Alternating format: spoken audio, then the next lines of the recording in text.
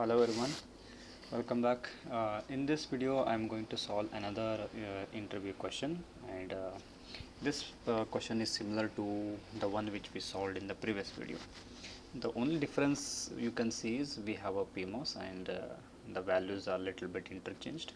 At this potential is 1.9 volts and VTH is minus 0.8 volts, and this is the Vx source, and Ix the current is in this direction. Okay, now we have to plot the voltages, and again, like previous video, I would like to give you some hints, and I would like you to take some time and think about this problem and try to plot on your own, and following that you can watch for the solution in the video.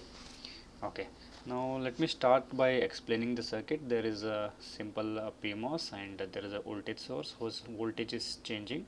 We can start from 0 and it goes on like this. So we have to plot what is the value of Ix. Ix is the current into this source. Okay, and the hint, like I have given in the previous video also, the hint for this video is also similar. The first hint is, I would like to write here, the first hint is just think of what is the source and the drain. Initially when you start solving problem, you have to figure out which terminal is the source and drain, and for PMOS we know that the highest voltage, whichever terminal is connected to the highest voltage, that becomes the source. So this is the first hint, and second hint is uh, similar to what I have given in the previous video. You have to just find out whether the MOS is in saturation or whether it is in linear, and accordingly plot what is Ix. And we know that in saturation, what will happen in saturation? In saturation, the current is only a function of VGS, is it not? But in linear, even with VDS, the current has to change. So that is about it. So I would like to give you approximately 10 seconds to think of this solution and plot on its own, and after that you can continue watching the video for solution. And it would be a good practice not to look at the solution because it will not going to help you anyway. So please take 10 seconds and your time starts now.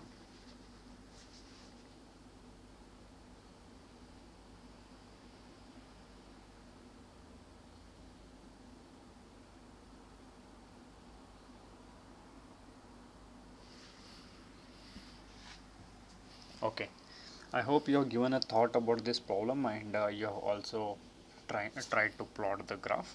If not, there is no problem. You might either missed some of the steps, or there is something which you did not apply correctly, but that is not the point. As I said, if this is asked in the interview, please remember the way you are solving the problem is very much important, but not the final answer. So please feel free to make mistakes, and from there you can learn. And if you do not make mistakes, you will not remember the circuit or the solution. Only when you make mistakes, you will remember those mistakes, and you will also remember the solution. So that's about the problem solution method. Okay, now let's discuss the solution. And if you have watched my previous video, we can start by plotting Ix for higher value of Vx and then go downwards. That is, we can start from here and reduce the value of Vx, or we can start from Vx is equal to 0 and move to the right.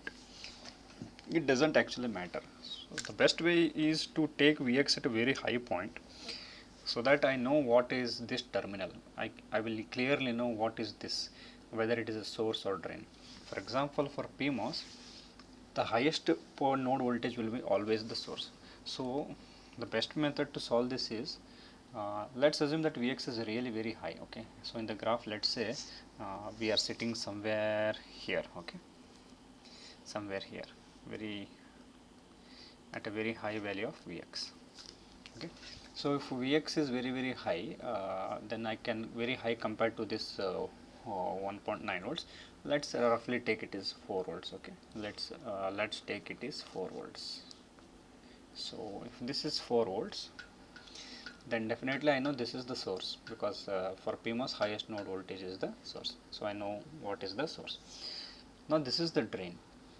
Okay, now having known that this is the source and it is sitting at a very high voltage, now the question is whether it is in saturation or linear. So what do you think, what is the region of operation? If now let me write this. Initially this is the source at a very high potential, at 4 volts let's say, and this is the drain. So for a PMOS, the drain, or what is the condition for saturation? This node voltage, if it is at least the maximum voltage at the drain for PMOS to be saturation, in this case it will be 1.8, or it must be lesser than that. Okay, it must be 1.8 or less, it must be less than or equal to 1.8. if it is greater than 1.8, so this is in linear, is it not? Okay, but in this case we can see it is 1.9, it means it is greater than 1.8 volts. So this is obviously this MOS at higher value of at 4 volts, at this it is in linear region. Okay, so I know that I am operating in linear region. That's good. Now what will happen if I go on reducing this voltage up to 1.9 volts, and when I reach 1.9 volts, let me mark 1.9 volts. So 1.9 volts, I am writing this 1.9 because that is a point when the drain and source voltage are equal. So irrespective of what gate voltage we have, there must be no current ideally, correct? Because drain to source voltage itself is 0. So I know another point where the current is 0. So this is the point where current is 0. So I know in this region it is linear, and here the current is 0. So how the curve must look? How does it go in linear? It is something like this, right? The current will be linear. Okay, fine. Now what is the next transition point? The next transition point is when this voltage becomes lesser than 1.9. So what will happen in that case? Let's say at 1.8. okay, at 1.8 what will happen? At 1.8 volts, this will become my drain and this will become my source. Okay, at 1.8 volts, is it not? Because this is higher now, 1.9 is higher voltage. Okay, fine. Now what is the VGS value here? The VSG value, it is 0.9. So it is greater than VTH. It means the MOS is still on, is it not? The MOS is still on. Okay, now if the MOS is on, now next thing is find out whether it is in saturation or linear when this is 1.8. So what do you think? I have already told this. If the drain voltage is 1.8 or lesser, if the maximum lesser, it must be in saturation. If it is 1.8 or greater than that, this is like a boundary. 1.8 is a boundary of saturation. If it is greater than that, then it is in linear. But if it is lesser than 1.8 or 1.8, it is in saturation. So it means after 1.8, the MOS is perfectly in saturation, because any voltage lesser than 1.8 will put this MOS in saturation. So it means after this point, it will be linear here, and after this point any voltage lesser than this, it will be in saturation. So the current in saturation doesn't depend on VDS, so it will be independent of VDS. So your curve will look something like this. Okay, so hope this was clear. Many a times, most of the times where the mistake happens is to identify the transition points. So what I would like to say is, please identify the transition points and mark it on your graph first. That if at all you are in interview, I think this is the best way to look at it.